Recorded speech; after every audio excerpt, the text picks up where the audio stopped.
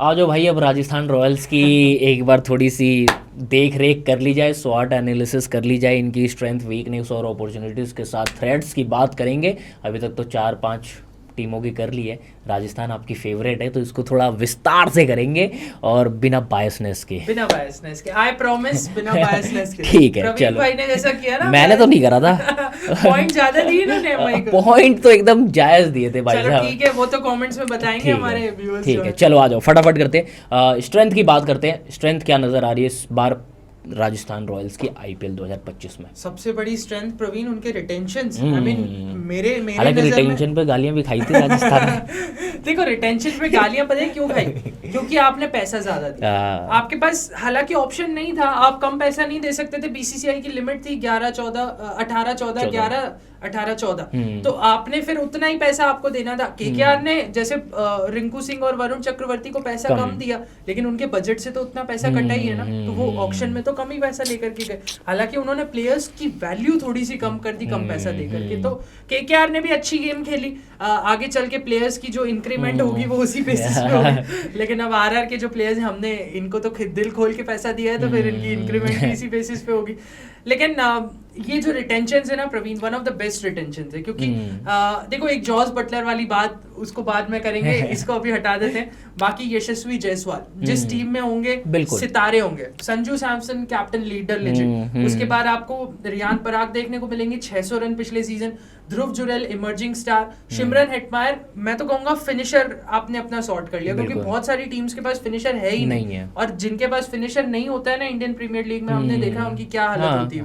Top order 10 over में 120-40 run भी बना रहा है, टारगेट आपका खाली 180 रन का ही जाता है। तो फिनिशर होना बहुत जरूरी है, और शिमरन हेटमायर ने वो काम राजस्थान रॉयल्स के लिए बखूबी किया है, even better than Delhi Capitals and royal Challengers Bangalore. तो इसीलिए शिमरन हेटमायर वाला डिसीजन मुझे बहुत अच्छा लगा। संदीप शर्मा भी बहुत शानदार नजर आते हैं, वो तो बेस्ट है, क्योंकि संदीप शर्मा आपने अनकैप्ड कैटेगरी में रिटेन किया प्रवीण।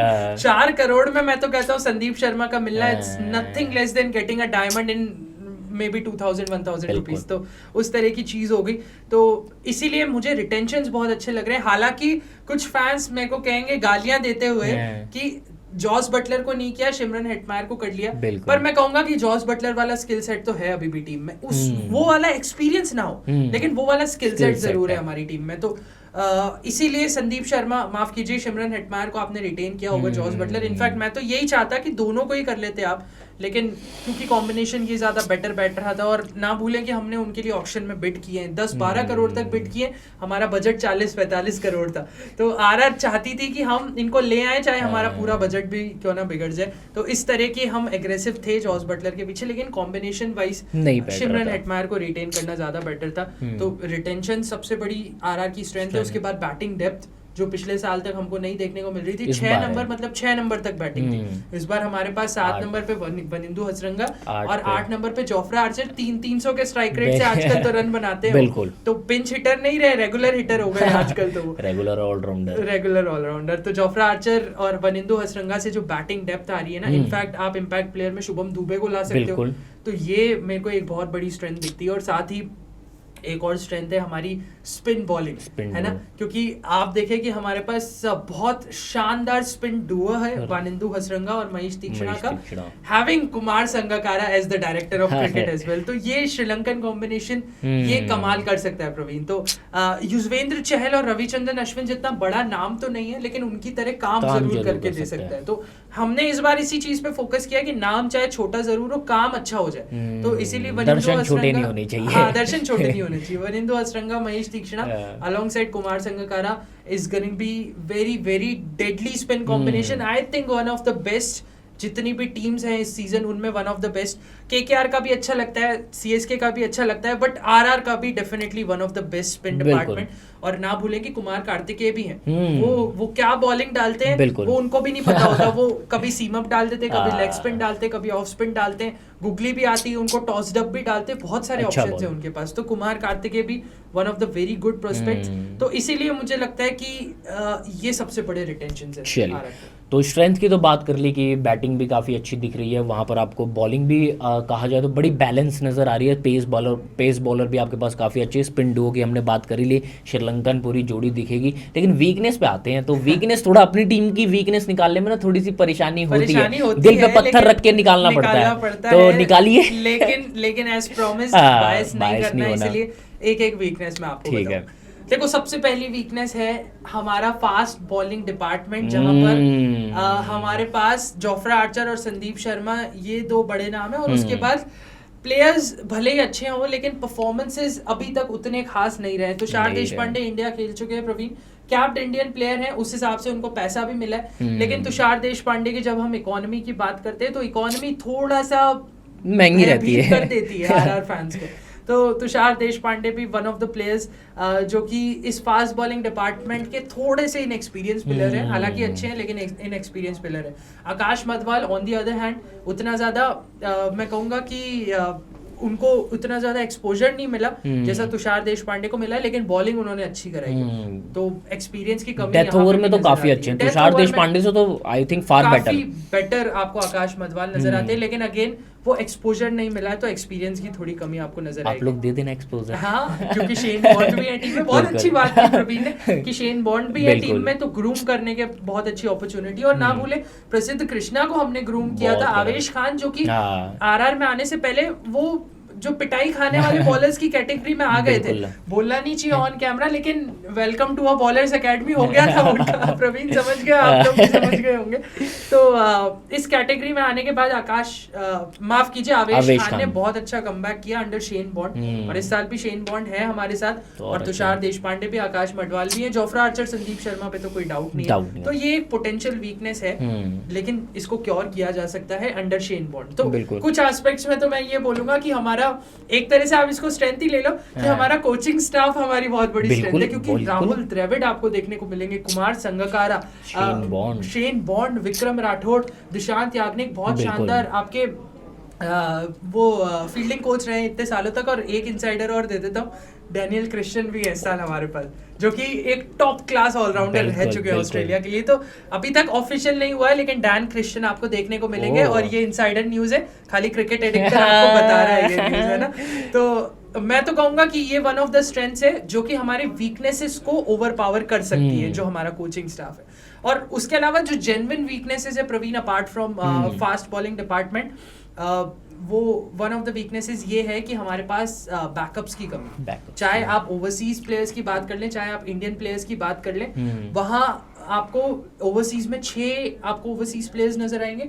इंडियंस की अगर आप बात करें तो आपकी जो फर्स्ट 11 है ना, जो कि सॉर्टेड नजर आती है, उसकी तरह के बैकअप्स आपको देखने को नहीं मिलेंगे, है ना। तो ये एक बहुत बड़ी मैं कहूँगा कि कमी हो सकती है, वीकनेस हो सकती है, जो कि अगर कोई इंजरी नहीं होती है तब तक तो एक्सपोज नहीं होगी, लेकिन इंजरी या फॉर्म कंसर्न आ जाता है खुदा ना खास्ता, तब फिर एक्सपोज हो सकती है। और फिर ये थ्रू आउट द सीजन दिक्कत देने वाली प्रॉब्लम हो सकती है, क्योंकि फिर आप रिप्लेसमेंट नहीं कर पाएंगे। आपने टीम बना ली, अब आपके पास ऑप्शन ही नहीं है। तो ये भी one of the potential problem हो सकती है। तो मुझे यहाँ 2 प्रॉब्लम्स नजर आती हैं कि एक तो बैकअप्स का प्रॉब्लम है, और फास्ट बॉलिंग थोड़ी सी कम सॉर्टेड है, और ऑब्वियसली बैटिंग थोड़ी सी इनएक्सपीरियंस्ड है। हालांकि बहुत अच्छी बैटिंग है, गिवन द डे इनका परफॉर्मेंस अगर हम देखेंगे तो तगड़ा होगा, तबला फाड़ परफॉर्मेंस होगा। लेकिन अगर कोई मुश्किल कंडीशंस आ गई, जैसे मेरे को क्वालिफायर 2 याद आता है पिछले सीजन का, जहां हमारे पास जॉस बटलर थे नहीं और मुश्किल कंडीशंस आ गई थी उस समय, चेपॉक जैसी कंडीशंस, तो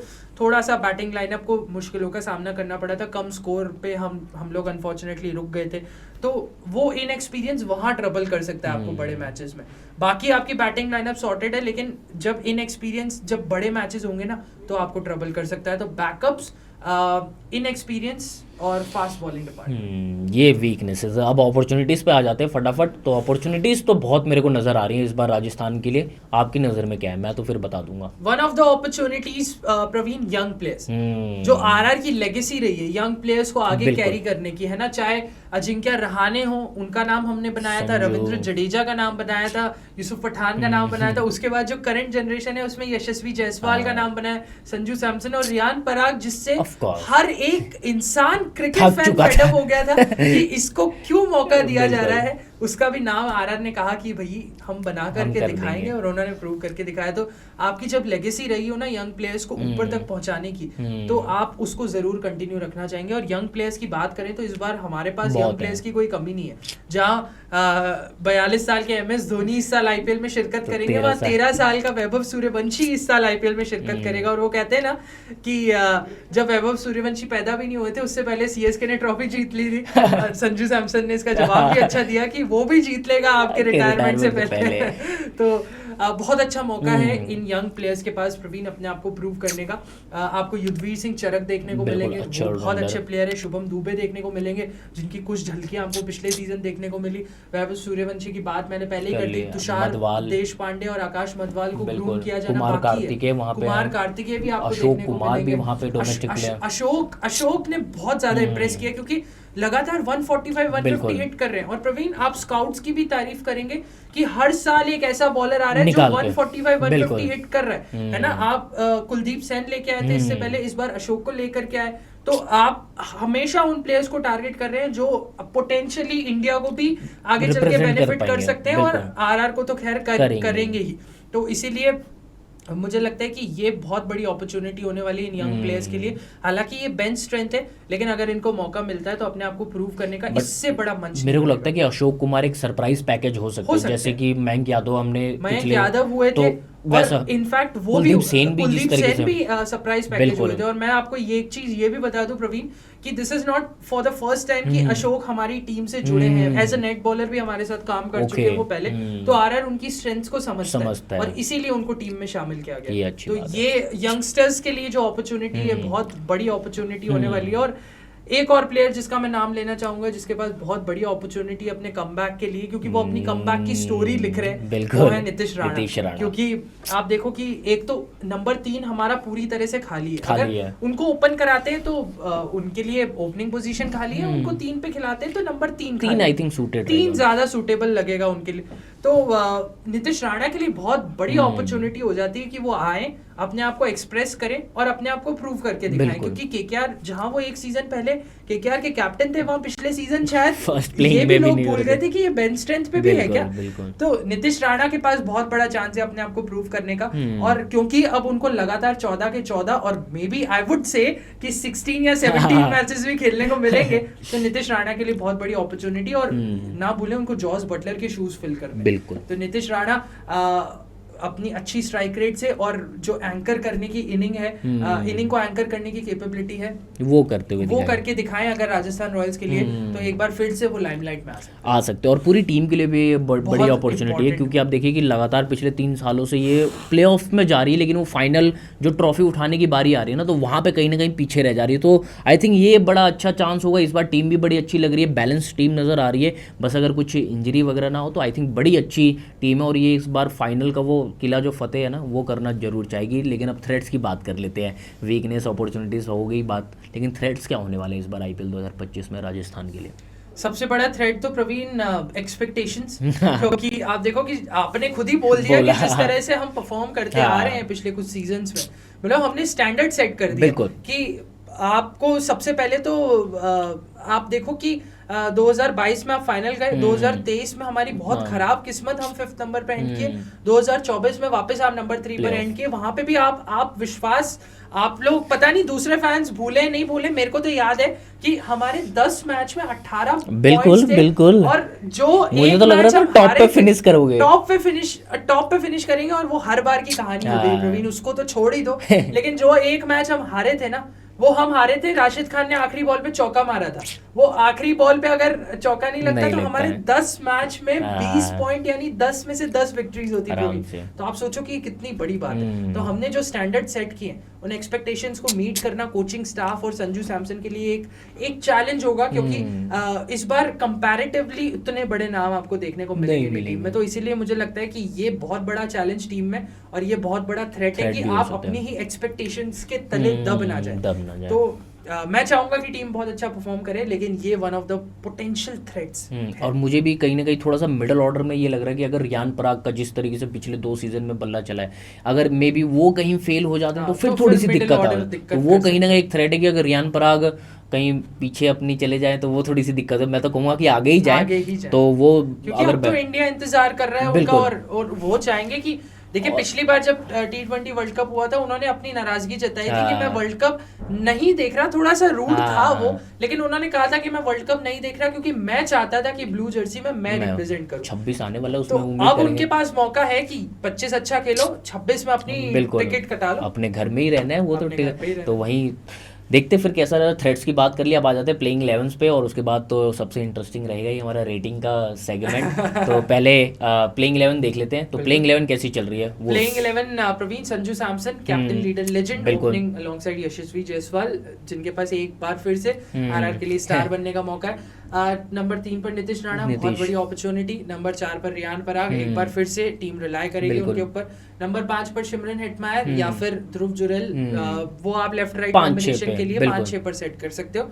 7 पे तो मेरे को वानिदु हसरंगा नो डाउट। 8 पे आपको फिर जोफ्रा आर्चर आ जाएंगे जो कि पेस बॉलिंग और फिर पिंच हिटिंग भी करते हुए नजर आएंगे। उसके बाद आपके पास महेश तीक्ष्णा जो कि बड़ी अच्छी गेंदबाजी करेंगे। उसके बाद 10 नंबर पे आपको संदीप शर्मा दिखाई देंगे और 11वें पे आप तुषार देशपांडे को खिला सकते हैं क्योंकि इंडिया कैप भी है उनके पास और फिर चेन्नई में आकाश मधवाल पे प्रायोरिटी बस। बट मेरे को लगता है कि अगर मैं होता तो मैं आकाश मधवाल को खिलाता क्योंकि वो डेथ ओवर्स में जो उनकी गेंदबाजी है ना वो क्योंकि बड़ी अच्छी है। देखिए आरआर ने तो तनुष कोटियन से ओपनिंग करा दी, तो फिर आकाश मधवाल को तुषार देशपांडे के ऊपर खिलाना कोई बड़ी बात। तो वो मैं आकाश मधवाल को चाहूंगा, आकाश मधवाल या फिर तुषार देशपांडे में से जो भी। और इम्पैक्ट प्लेयर पर तो शुभम दुबे हो सकते हैं आई थिंक, और मुझे कोई नजर नहीं आ रहा। आई थिंक वही हो सके या फिर यदुवीर सिंह को अगर करना चाहें तो वो भी हो सकते हैं। तो ये प्लेइंग 11 हो गई। अब आ जाते हैं सबसे तगड़ी चीज पे कि रेटिंग कितनी देनी है इस बार की आरआर की टीम को।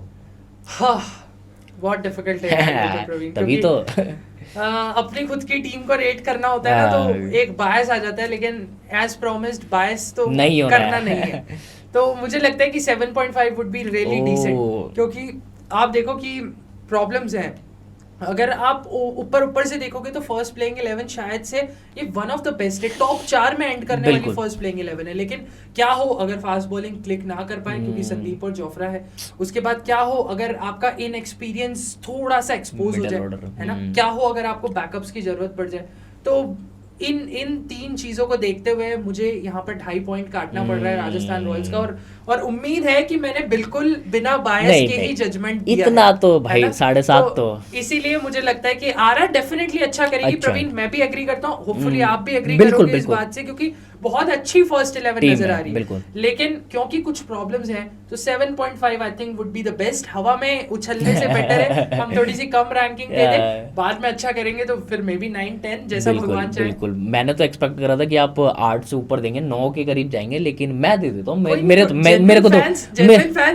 मेरे को भी जेन्युइनली लग रहा है कि ये टीम 8.5 रेटिंग वाली है, क्योंकि जिस तरीके से इनकी बैटिंग मेरे को टॉप ऑर्डर नजर आ रहा है। नीतीश राणा के आने से वो एक्सपीरियंस भी आ जाता है। बेशक जॉस बटलर नहीं है लेकिन नीतीश राणा भी अपना इंडिया का बंदा है, बढ़िया खेलता है। उसने भी कई सीजन मुंबई केकेआर के लिए बहुत अच्छा करा है और इस बार कम बैक कर ही रहे। फिनिशिंग टच में आप देखिए आपके पास वानिदु हसरंगा, आपके पास हेटमायर है, फिर जोफ्रा आर्चर भी, तो फिनिशिंग काफ़ी भी अच्छी है। बस वही है कि इंजरी कंसर्न जो कि जोफ्रा आर्चर के साथ है वो वाला, और थोड़ा सा इनएक्सपीरियंस जो कि आपने भी बात करी कि अगर मिडल ऑर्डर कहीं थोड़ा सा लड़खड़ाता है तो वहाँ पे दिक्कत आ जाएगी। लेकिन 8.5 आई थिंक अगर ये टीम अच्छी कर जाती है तो इस टीम के साथ आई थिंक 8.5 रेटिंग देनी चाहिए। बाकी आप लोग बता दें, जयदीप ने तो बिना बायसनेस के यहाँ पे 7.5 दिए। आपको क्या लग रहा है कि आरआर की टीम को कितनी रेटिंग देनी चाहिए? कमेंट बॉक्स में बता देना फटाफट, और पिछले वीडियोस भी जाके देखो, उनमें भी हमने रेट करा है टीम्स को, उनको भी जाके आप भी रेट करो।